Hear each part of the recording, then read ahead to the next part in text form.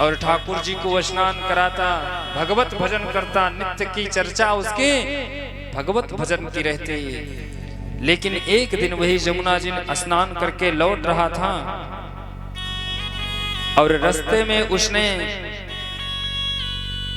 किसी पुरुष को पर स्त्री गमन करते हुए देखा और देख करके उसके ऊपर वही पाप सवार हो गया। और वही अजामिल गणिकाओं के पास जाकर के और उनका गमन करने लगा, उनके साथ रहने लगा। अब एक सुंदर गणिका को वो अपने घर पे भी ला करके रख लिया। अभी तक तो उसके हाथों में झोली और माला थी।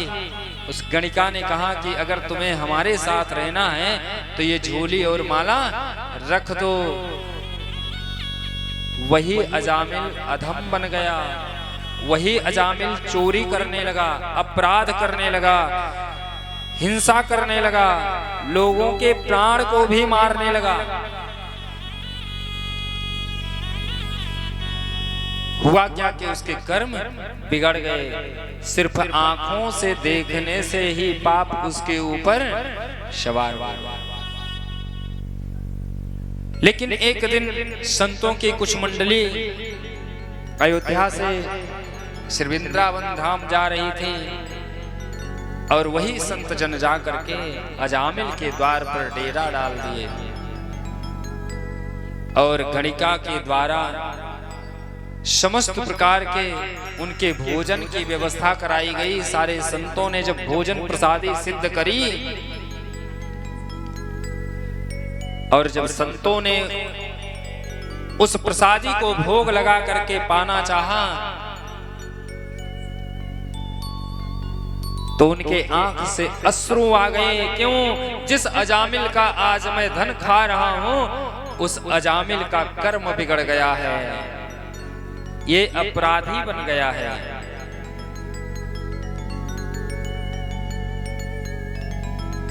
इसलिए इन संत जनों ने उसके अन्न को ग्रहण किया और रात्रि विश्राम किया। तो मन में उन्होंने संकल्प लिया कि अजामिल को कैसे हम सुधारें। रात्रि काल में अजामिल आया नंगी तलवार हाथों में लेकर के और संतों को देख करके क्रोधित होकर के कहने लगा, तुम कौन हो और यहाँ कैसे रुक गए हो?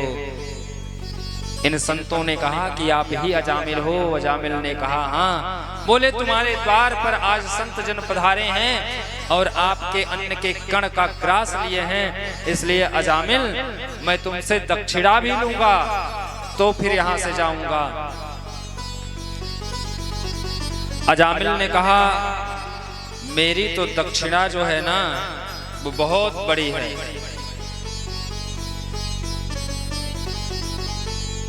क्योंकि मैं दक्षिणा की बात नहीं करता, मैं तो सर ही काट लेता हूं। इसलिए अच्छी बात यह है कि आप चले जाओ, नहीं तो जैसे प्रजापति दक्ष के सर को धड़ से अलग किया वीरभद्र ने, वही स्थितियां प्रकट हो जाएंगी। इतने में गणिका ने आवाज सुनी तो दौड़ करके गणिका अपने घर से बाहर आई, क्योंकि गणिका की मां ने उसे एक शिक्षा दिया था कि पुत्री,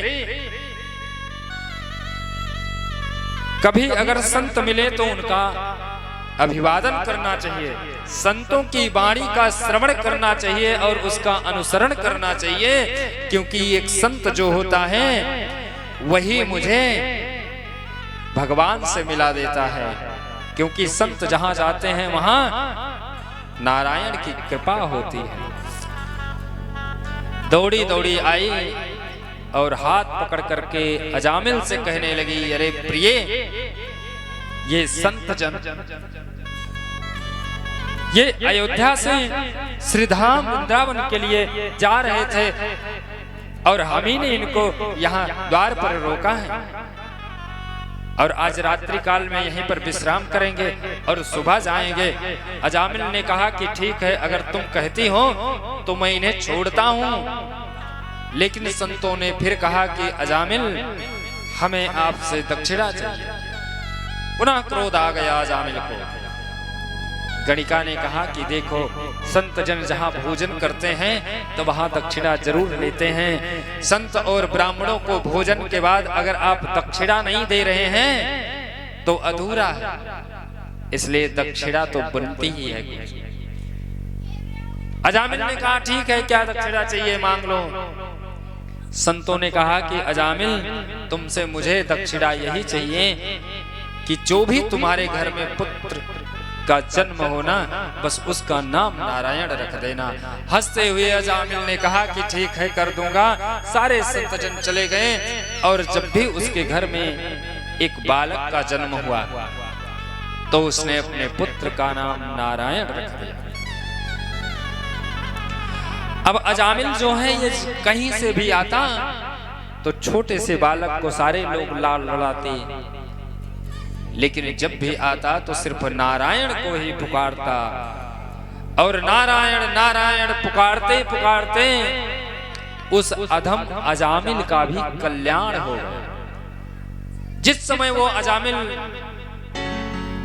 मृत अवस्था को झेल रहा था और यम के दूत आकर के उसे सता रहे थे, तो उस घड़ी में भी वो अपने पुत्र को पुकार रहा था, क्योंकि जब किसी के प्राण हरण होते हैं तो लोग अपने परिवार, नात पात, रिश्तेदार और पुत्रों को ही पुकारते हैं। क्योंकि अजामिल अपने छोटे पुत्र से इतना प्रेम करता था कि उसके बिना रहता नहीं था, इसलिए मरते वक्त भी अपने छोटे पुत्र को पुकार रहा था, नारायण नारायण। ऐसी नारायण की कृपा कि भगवान ने पार्षदों को भेजा कि जाइए हमारे परम भक्त को लेकर के आइए, और इधर जो भी यम के दूत हैं वो उनके प्राणों का हरण करना चाहते हैं। तो भगवान के पार्षद कैसे हैं? सुंदर पीतांबरधारी, एकदम सूर्य की किरणों की जैसे रोशनी उनके बदन से निकलती हुई, और इधर काले कलूटे बड़ी बड़ी मूंछों वाले ये यम के दूत पहुंच करके उनको धक्का मार के भगा दिए और जा करके यमराज से कहने लगे उनके दूत की महाराज, मैं तो गया था उसके प्राणों का हरण करने के लिए, लेकिन वो अपने छोटे पुत्र को पुकार रहा था नारायण, और पता नहीं कहां से पीतांबरधारी आए और हमें धक्के मार के निकाल दिए। लेकिन वो पुकार रहा था नारायण। इतने में यम ने कहा, अरे मूर्खों, चुप हो जाओ। जो तुम कभी कभी पूछते हो ना कि आप भजन में क्या करते हैं, तो वही मेरे परम प्रभु हैं, प्रिय प्रभु हैं, जिनके नाम का मैं हमेशा भजन करता हूँ।